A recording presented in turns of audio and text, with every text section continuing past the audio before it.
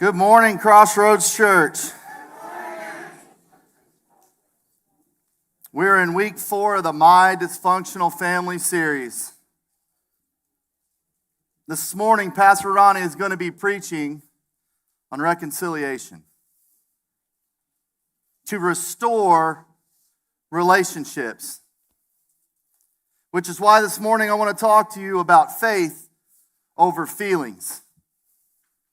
Because when you're in a relationship with someone that needs reconciled, it's usually because that person hurt your feelings. You see, a couple years ago this month, my feelings got hurt. And they got hurt bad. And I said I wanted to reconcile. There was a part of me that wanted to reconcile, but deep down in my heart, church, I didn't. Because what I really wanted, I wanted those people to hurt. I wanted those people to be punished. I wanted those people to feel the way that I felt.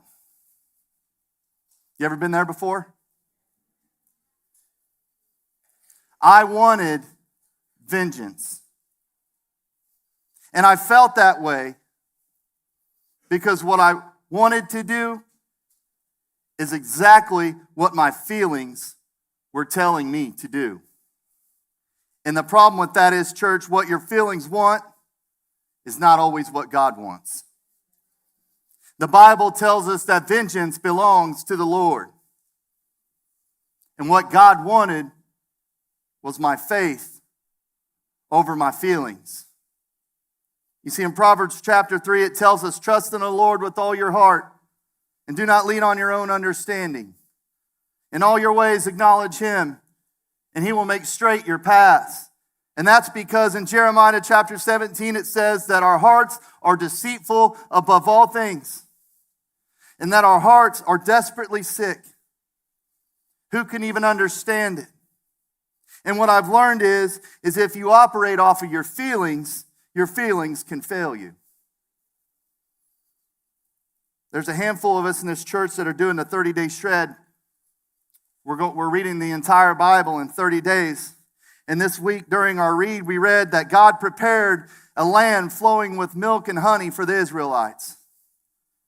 In a time when the Israelites were wandering in the wilderness with very little. They had journeyed all the way through the wilderness and got right to the edge of this land that was full of anything and everything that they could have ever imagined.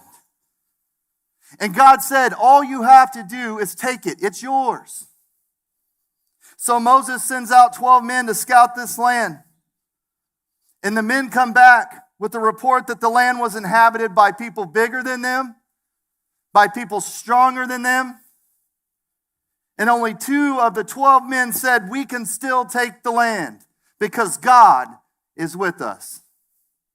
Well, when the Israelites received this report, they said they would have rather gone back to Egypt and been slaves to Egypt than to go into this land.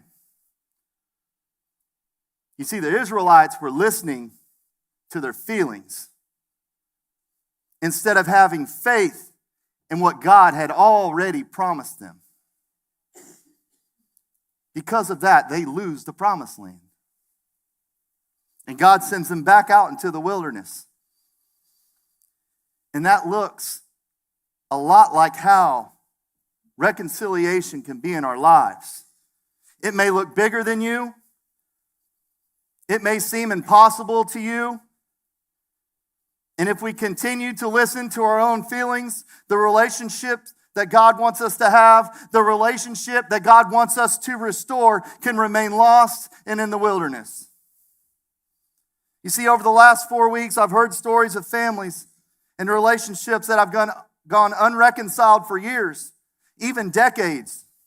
Some that never got reconciled because the other person had passed. And in Romans chapter 5, it says, for if while we were enemies, we were reconciled to God by the death of His Son, much more now that we are reconciled, shall we be saved by His life. So when it comes to reconciliation, what we need to remember is at one point we were all enemies to God. And he reconciled us to himself through Jesus. If that's the case, what right do we have not to reconcile with others when they become an enemy of ours?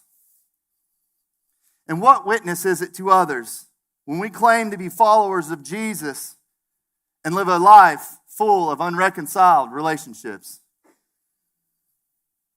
And I'll share this with you this morning. One of the strongest relationships that I have now is the one I wanted to kill 2 years ago. I'm not saying reconciliation was easy, but it was absolutely worth it. God's way, church, is always going to be the right way. And God's way is reconciliation.